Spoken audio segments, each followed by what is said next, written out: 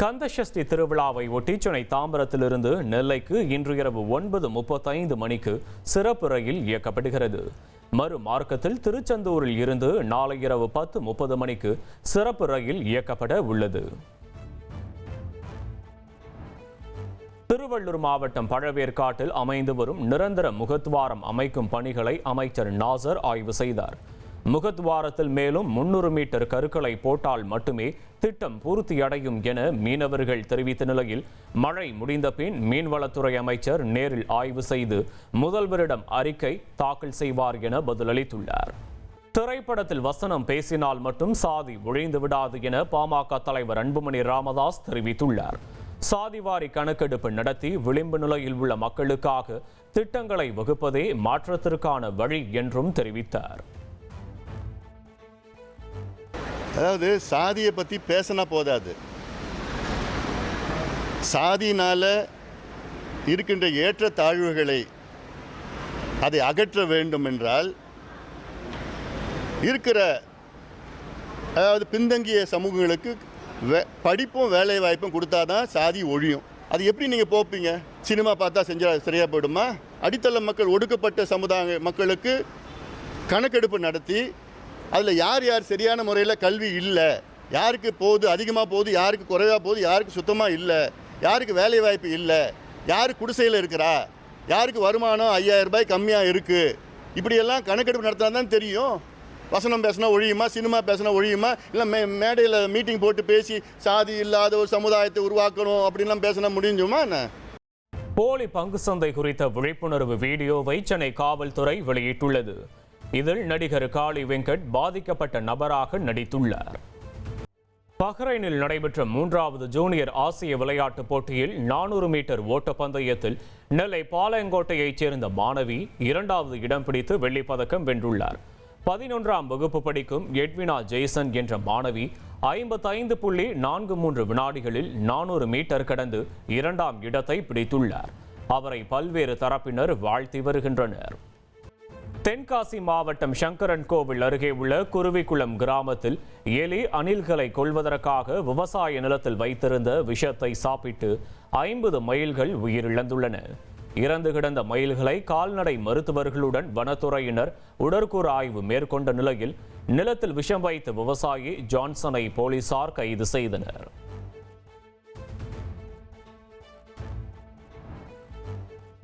திருவாரூர் மாவட்டத்தில் உள்ள நேரடி நெல் கொள்முதல் நிலையங்களில் தினமும் இரவு 8 மணி வரை கொள்முதல் நடைபெறும் என மாவட்ட ஆட்சியர் மோகனசந்திரன் அறிவித்துள்ளார். விவசாயிகளின் நலன் கருதி திருவாரூர் மாவட்டத்தில் இயங்கி வரும் 368 நேரடி நெல் கொள்முதல் நிலையங்களும் ஞாயிற்றுக்கிழமையும் இயங்கும் என்றும் அவர் தெரிவித்துள்ளார். தாய்லாந்திலிருந்து கடத்தி வரப்பட்ட உயர் ரக கஞ்சா சென்னையில் பறிமுதல் செய்யப்பட்டுள்ளது. சென்னை விமான நிலையத்தில் 1.5 கோடி ரூபாய் மதிப்புள்ள 1.5 கிலோ கஞ்சாவை பறிமுதல் செய்த அதிகாரிகள் தொடர்ந்து விசாரணை நடத்தி வருகின்றனர்.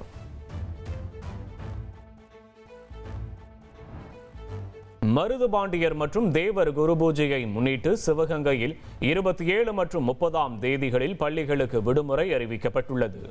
அதேபோல் 27 முதல் 30ஆம் தேதி வரை மதுக்கடைகள் மூடப்படும் என்றும் மாவட்ட ஆட்சியர் அறிவித்துள்ளார். பசும்பொன் முத்துராமலிங்க தேவர் குருபூஜை விழாவை முன்னிட்டு ராமநாதபுரத்தில் 3 நாட்களுக்கு மதுபான கடைகள் விடுமுறை. 28, 29, 30 ஆகிய தேதிகளில் மதுபான கடைகள் மூடப்படும் என்று அறிவிக்கப்பட்டுள்ளது. மதுரை மாட்டுத்தாவணி மலர் சந்தையில் மல்லிகை பூ கிலோ 1300 ரூபாய்க்கு விற்பனையாகிறது. முகூர்த்த நாட்கள் வருவதால் பூக்கள் விலை கிடுகிடுவென உயர்ந்துள்ளது. இரட்டை கொலை வழக்கில் தலைமறைவான குற்றவாளியை ராஜஸ்தான் சென்று சீர்காழி போலீசார் கைது செய்தனர். 3 ஆண்டுகள் வட மாநிலத்தில் தேடுதல் வேட்டையில் இறங்கிய காவலர்கள் குற்றவாளியை மடக்கி பிடித்து விமானத்தில் அழைத்து வந்தனர். ஓசூரில் ஆதரவற்றோர் காப்பகத்தில் மாணவிக்கு பாலியல் தொல்லையளித்த காப்பகத்தின் தாளாளர் ஷியாம் கணேஷ் குண்டர் சட்டத்தில் கைது செய்யப்பட்டுள்ளார். கிருஷ்ணகிரி மாவட்ட ஆட்சியர் உத்தரவின் பேரில் நடவடிக்கை மேற்கொள்ளப்பட்டுள்ளது. சபரிமலை தங்க திருட்டு விவகாரத்தில் கைதான உன்னிகிருஷ்ணன் என்பவரை சென்னை அம்பத்தூருக்கு அழைத்து வந்து போலீசார் விசாரணை. கவசத்திற்கு தங்க முலாம் பூசுவதற்காக எடுத்து வரப்பட்ட போது மோசடி நடந்த நிலையில் தனியார் தங்க நிறுவனத்தில் வைத்து விசாரணை நடைபெற்றது. கேரள மாநிலம் பாலக்காடு மாவட்டத்தில் உள்ள ஒட்டப்பாலம் பகுதியில் ஆட்டோவில் மறைத்து வைத்து கடத்தி வரப்பட்ட 2,30,00,000 ரூபாய் ஹவாலா பணத்தை போலீசார் பறிமுதல் செய்தனர். ஆட்டோவில் வந்த கிருஷ்ணன், ஹாரிஸ் ஆகிய இருவரையும் போலீசார் கைது செய்து விசாரித்த போது தங்க வியாபாரத்திற்காக பணத்தை கொண்டு செல்வதாக தெரிவித்தனர். அவர்களிடம் போலீசார் மேற்கொண்டு விசாரணை நடத்தி வருகின்றனர். உத்தரப்பிரதேசத்தின் லக்னோவில் லிப்ட் தருவதாக கூறி சிறுமியை கடத்தி சென்று கூட்டு பாலியல் வன்கொடுமை செய்யப்பட்ட சம்பவம் அதிர்வலைகளை ஏற்படுத்திய நிலையில் சம்பவத்தில் தொடர்புடையதாக இருவரை போலீசார் கைது செய்துள்ளனர். சிறுமிக்கு போதைப் பொருள் கொடுத்து 4 நாட்கள் பாலியல் வன்கொடுமை செய்ததாக கூறப்படுகிறது. இந்த சம்பவம் தொடர்பாக போக்சோ உள்ளிட்ட 3 பிரிவுகளின் கீழ் வழக்கு பதிவு செய்து 2 பேரை போலீசார் கைது செய்தனர். மேலும் அவர்களிடம் பல்வேறு கோணங்களில் விசாரணை நடத்தியுள்ளனர். டெல்லியில் பெண் பயணி ஒருவர் ஆடையில் மறைத்து கடத்தி வந்த தங்க கட்டிகள் பறிமுதல் செய்யப்பட்டுள்ளது. மியான்மரிலிருந்து டெல்லிக்கு பயணம் செய்த பெண் பயணியின் உடைமையை சுங்கத்துறை அதிகாரிகள் சோதனை செய்தனர். அப்போது உள்ளாடையில் மறைத்து வைத்திருந்த 997 கிராம் எடையுள்ள 6 தங்க கட்டிகள் பிடிபட்டன. கடத்தி கொண்டு வரப்பட்ட தங்க கட்டிகளின் மதிப்பு சுமார் 1.5 கோடி ரூபாய் என மதிப்பிடப்பட்டுள்ளது. தூத்துக்குடியில் உள்ள பழமை வாய்ந்த பாகம்பிரியால் உடனுறை சங்கர ராமேஸ்வரர் கோயிலில் சுப்பிரமணிய சுவாமிகள் சிங்கார வேலன் அலங்காரத்தில் எழுந்தருளினார்.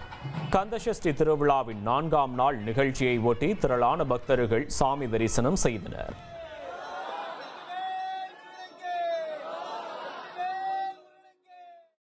கரூர் மாவட்டத்தில் நடைபெற்ற சிவகார்த்திகேயன் நற்பணி இயக்கத்தின் மாவட்ட பொருளாளர் திருமண வரவேற்பு விழாவிற்கு நேரில் வர இயலாத நிலையில் வீடியோ கால் மூலமாக நடிகர் சிவகார்த்திகேயன் வாழ்த்து தெரிவித்தார்.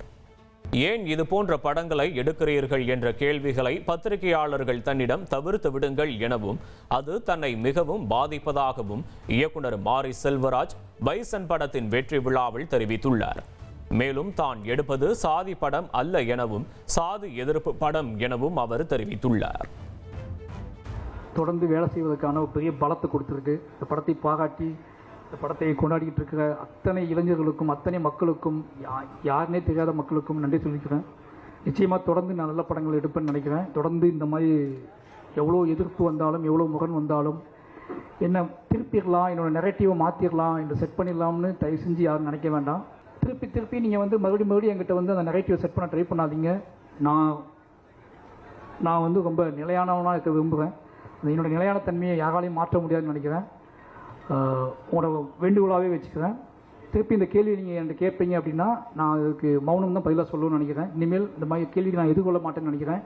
பத்திரிகையாளர் ஒரு வேண்டுகோளாக சொல்கிறேன், ஏன் இந்த மாதிரி படம் எடுக்கிறீங்க கேள்வியை இனிமேல் என்னை தவிர்த்துருங்க. அது என்னை ரொம்ப பாதிக்குது. மறுபடியும் சொல்கிறேன், எமோஷனலாக சொல்கிறேன். என்னை மட்டும் பாதிக்கல, என்னோடய வேலையை பாதிக்குது, என்னோடய நெரேட்டிவை பாதிக்குது, என்னோடய சிந்தனையை பாதிக்குது. நான் உங்களை நேசிக்கிறேன், உங்களை அன்பு செலுத்துகிறேன். நான் உங்களை திருப்பி அதே மாதிரி கேள்வி கேட்க முடியும். அந்த கேள்வியை கேட்கக்கூடாது, உங்களுக்கு எனக்கு முகம் வந்துக்கூடாதுன்னு நினைக்கிறேன். ஏன்னா நான் கூடி வாழ ஆசைப்படக்கூடிய வாழாக தான் இருக்கேன். நான் திருப்பி அந்த கேள்வியை நீங்கள் திருப்பி என்னை கேட்டீங்க அப்படின்னா நான் இன்னும் அதிகமாக வேலை செய்வேன். ஆனால் உங்களை அவாய்ட் பண்ண ட்ரை பண்ணணும்னு நினைக்கிறேன். ஏன்னா எக்காரணத்தை கொண்டும் என்னோடய கலையவோ என்னோடய ஆர்ட் ஃபார்மையோ என்னோட அரசியலையோ யாராவது பிடுங்க ட்ரை பண்ணாங்கன்னா நான் மூர்க்கமாக ஃபைட் பண்ணுவேன். அதனால் தயவு செஞ்சு இந்த கேள்விகளை இனிமேல் அவாய்ட் பண்ணிவிடுங்க. நான் மாரி செல்வராஜ் படம்னா அது இருக்கும். மாரி செல்வராஜ் அதற்காக கிளம்பி வந்தவன் தான். மாரி செல்வராஜ் எடுக்கிறது சாதி படமான்னு கேட்டால் அது உங்கள் மொழி. என்னோட மொழி மாரி செல்வராஜ் எடுப்பது சாதிய எதிர்ப்பு படம். அந்த எதிர்ப்பு படத்தை நான் தொடர்ந்து எடுத்துக்கிட்டே இருப்பேன். நான் வந்து இதை வந்து ஒரு திமிர்லேயே சொல்லலை, இங்கேருந்து சொல்கிறேன், எமோஷனலாக சொல்கிறேன். நான் எப்போவுமே என்னோட ஆர்ட் ஃபார்மை நம்புவேன். தன்னை ஒரு சாதி வெறியன் என்று முத்திரை குத்த பார்ப்பதாக பைசன் திரைப்படத்தின் வெற்றி விழாவில் இயக்குனர் ப. ரஞ்சித் தெரிவித்தார். 75 ஆண்டுகள சினிமா வரலாற்றில் பேசப்படாத மக்களை பற்றி பேச போகிறோம். ஆனால் நமக்கு ஏன் பதட்டம் வருது? நம்ம கரெக்டாக தானே வந்து வேலை செய்கிறோம். கரெக்டாக ஒரு நல்ல விஷயத்தை தான் நம்ம சொல்ல போகிறோம். ஆனால் ஏன் எனக்கு பதட்டம் தொட்டிக்குது? ஏன் ஒரு இனம் புரியாத ஒரு ஒரு ப்ரெஷர் கிரியேட் ஆகுது அப்படின்னு எனக்கு வந்து சத்தியமாக தெரியவே இல்லை. அது பெரிய அளவில் கலெக்ட் ஆச்சுன்னா வெற்றி படமாக கொண்டாடப்பட்டிருக்கு. ஆனால் கபாலியை வந்து இவர்கள் வந்து மிக மோசமாக அமைச்சிட்டாங்க. ரஜினியை வந்து எப்படி நீ வந்து ஒரு எஸ்சி டைலாக் வந்து வச்சு பேசலாம், எப்படி ரஜினிக்குள்ளே வந்து ஜாதியை கொண்டு வரலாம். எனக்கு என்ன பிரச்சனைனா, கபாலி படம் வெற்றி படம் தோல்வி படம் என்பதல்ல என்னோட பிரச்சனை. இதற்கு பிறகு இந்த மாதிரியான படங்கள் எடுக்கவே முடியாதா, யாராவது எடுக்க வந்தால் இப்படி ஒரு சிக்கல் வருமா? ஏன்னா தமிழ் சமூகத்தில் பயங்கரமான டிஸ்கஷன் நடந்துச்சு அன்றைக்கி. அந்த சினிமாவில் வந்து எப்படி சினிமாவில் நீங்கள் இதை பேசலாம். அந்த படம் ரொம்ப நல்ல படம்னு அவர் நம்பினார். அந்த படம் மிகப்பெரிய வெற்றி படம் நம்பி எனக்கு வந்து திரும்பவும் காலான்ற ஒரு படம் கொடுத்தாரு. ரஞ்சித் ஒரு சாதி வெறியன், ரஞ்சித் ஒரு காஸ்டிஸ்ட். என்னைக்காவது ஏதோ ஒரு இடத்துல என்னுடைய சாதியை பற்றி பெருமிதமா, நான் இந்த சாதியிலேருந்து வந்தவன், நான் இவ்வளோ வெறி பிடிச்சேன், நான் 10 பேரை வெட்டுவேன், என் படத்தில் வந்து நான் வெட்டினா மாரில் தான் வெட்டுவேன், முதுகில் என்னைக்காவது என் படத்தில் ஏதோ ஒரு டைலாக் நீங்கள் பார்த்துருப்பீங்க. உண்மை என் ஃபோட்டோ மட்டும் தான் இருக்கும் திட்டுற இடத்துல. அப்புறம் வந்து மாரி செல்வராஜ் ஃபோட்டோ வந்தது. அப்புறம் கூட பார்த்தா வெற்றி சார் வந்து நின்ட்டார்.